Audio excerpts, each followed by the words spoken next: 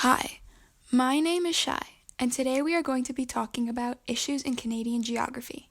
We will be discussing three topics: human activity and physical process, issues related to managing Canada's resources, and issues related to population and immigration in Canada. Firstly, we are going to be talking about human activity and physical process.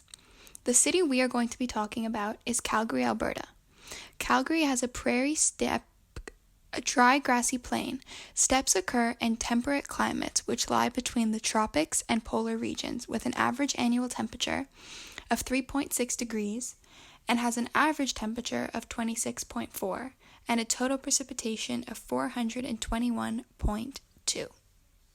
Here is my climate graph, showing the climate per month in Calgary, Alberta. The temperature in Calgary has a prairie steep and not such warm summers, with high of 16.4 in July and a low of -10 in January. The altitude in Calgary is 1,045 meters. Continuing on, we will be talking about climate's effect on human activities in Canada, specifically potato farming. In Canada, the largest potato farm is in Prince Edward Island. PEI has major economic activity because they have such a rich history. They have near-ideal growing conditions for its most famous crop. Their red, iron-rich soil is perfectly suited for potatoes, as it retains just the right amount of moisture during the growing season. The ideal potato growing temperature is 45 to 80 degrees Fahrenheit. Hot weather will reduce the number of tubers per plant. Growing potatoes has been a way of life since the 1700s in PEI.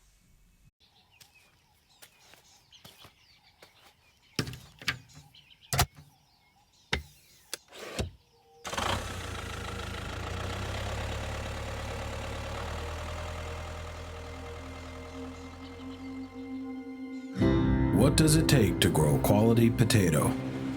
Some say all you need is some dirt and seed. But for those who live here, producing the best is more than a science. It's a way of life.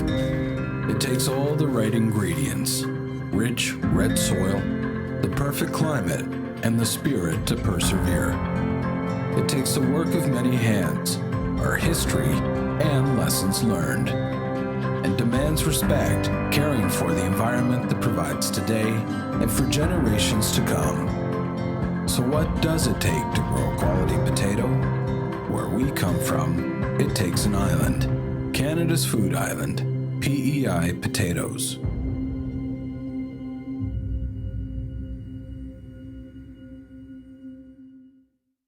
Next, we will be discussing Canadian human activities' effect on climate. Specifically, beef. Beef is direct because of the cow's farts. When the cows fart, they release methane into the earth, causing our earth to heat up. Cows also take up a lot of our earth's resources. For example, they need food, water, and land to live on. Since people have started eating more meat, farmers are breeding more cows, causing them to release more methane into the air and heating up our earth even more. Moving on, we will be discussing an example of government policy affecting sustainability, specifically Canadian Forest Services. The Canadian Forest is part of the federal government. The mandate of the agency is that they collaborate closely with Canada's provinces and territories to ensure that the forests are sustainable and healthy for Canada and the world to enjoy. They promote environmental leadership in Canada's forest sector, a visionary approach to sustainable forest management planning. The federal government has helped the Canadian forest sector by promoting the development of new forest products, foster a culture of innovation, and open a diverse range of international markets in order to facilitate the transformation of Canada's forest sector.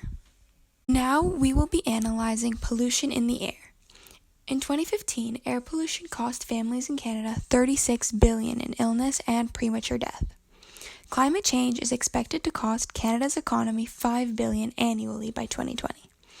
The Air Quality Health Index is typically in the moderate risk category, but today it stands at high risk. Individuals may experience symptoms such as increased coughing, throat irritation, headaches, or shortness of breath.